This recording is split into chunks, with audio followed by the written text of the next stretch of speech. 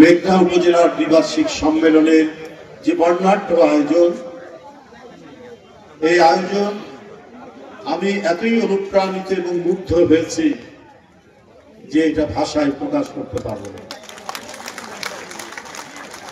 BNP যে একটি গণভিত্তিক দল,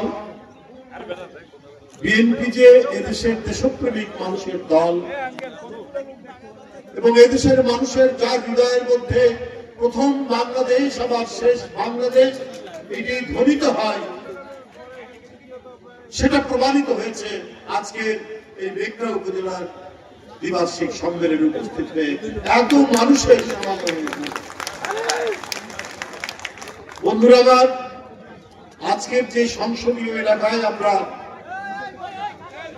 উপস্থিত হয়েছি, এটা ছিলেন, এই এলাকাটা ছিল যিনি বারবার ধানের শীষের প্রতীক নিয়ে নির্বাচিত হয়েছেন, তিনি শুধু আপনাদের এই অঞ্চলের সন্তান নন, সন্তান তো বটেই, তিনি সারা দেশে একজন গুণী মানুষ হিসাবে পরিচিত ছিলেন, একজন সৎ মানুষ হিসেবে পরিচিত ছিলেন। তিনি হলেন আমাদের শ্রদ্ধেয় মরহুম এম.কে. আনোয়ার সাহেব। বন্ধুরা, আজকে তার এই এলাকায় যে সম্মেলনে এসে আমি গভীর শ্রদ্ধায় তার আত্মার মাগফিরাত কামনা করছি। উপস্থিত সংগ্রামী ভাই বোনেরা,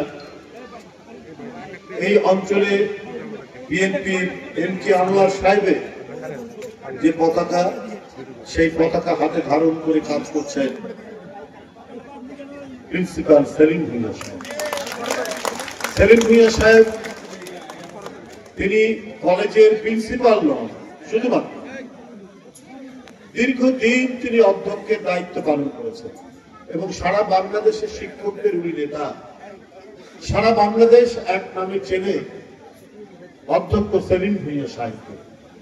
শিক্ষকদের দাবি দেওয়া, শিক্ষকদের ন্যায্য পাওনা, শিক্ষকদের আর্থিক উন্নতি, শিক্ষকদের সামগ্রিক জীবন মানের উন্নতির জন্য যে লোকটি দীর্ঘদিন সংগ্রাম করেছে, সেই লোকটি আপনাদের এই অঞ্চলের সন্তান, যিনি এম.কে. আনোয়ার সাহেবের পতাকা হাতে ধারণ করেন। এম.কে. আমাদের সেলিম ভূঁইয়া সাহেব শুধু শিক্ষক আন্দোলন নয়, বাংলাদেশের মানুষ দীর্ঘ 17 বছর গণতন্ত্র বঞ্চিত, কথা বলার স্বাধীনতা বঞ্চিত, নাগরিক স্বাধীনতা থেকে বঞ্চিত, ভোট দেওয়া থেকে বঞ্চিত।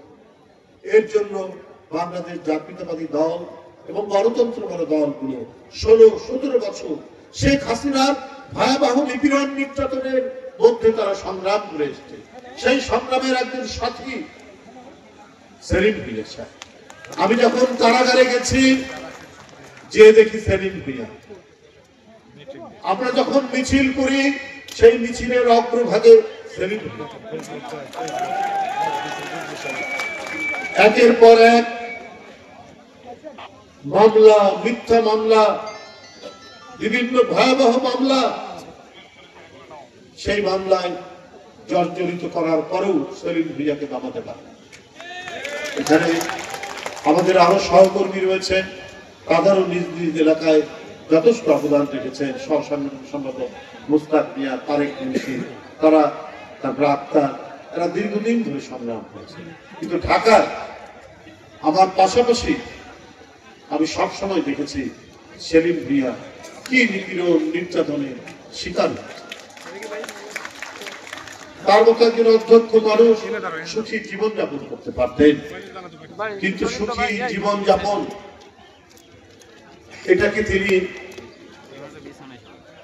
গ্রহণ না করে সমগ্র দেশের জনগণের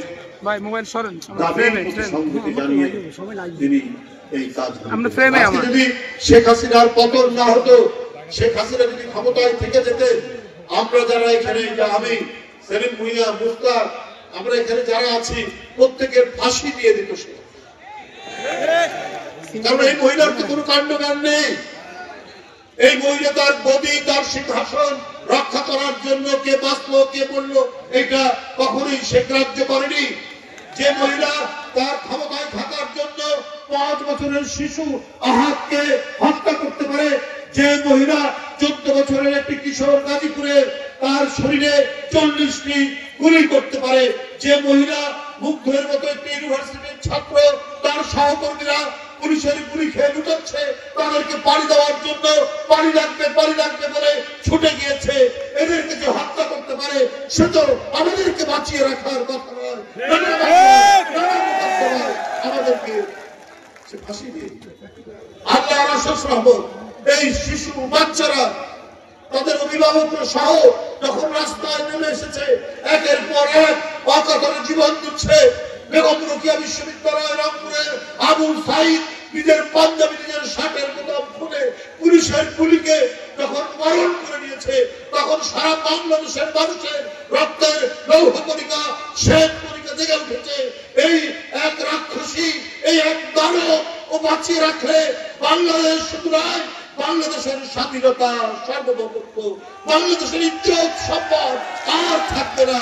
ওরা ঝাঁপিয়ে পড়ার কারণে আমরা আজকে মুক্ত নিঃশ্বাস নিতে পারছি, আমরা আজকে কিছুটা স্বস্তিতে জীবনযাপন করতে পারছি, আমরা গণতন্ত্রের পথে এগিয়ে যাওয়ার আমরা প্রচেষ্টা চালানো হয়েছে এবং একটি অন্তর্বর্তীকালীন সরকার গঠন হয়েছে। বন্ধুরা আমার, এখন আমাদেরকে প্রকৃত গণতন্ত্র প্রতিষ্ঠা, এর অনুশীলন, এর চর্চা করার জন্য আমাদেরকে আরো অনেক কাজ করতে হবে, আমাদেরকে অনেক কাজ করতে হবে। কোনো গরিমসি দিয়ে গণতন্ত্রের যে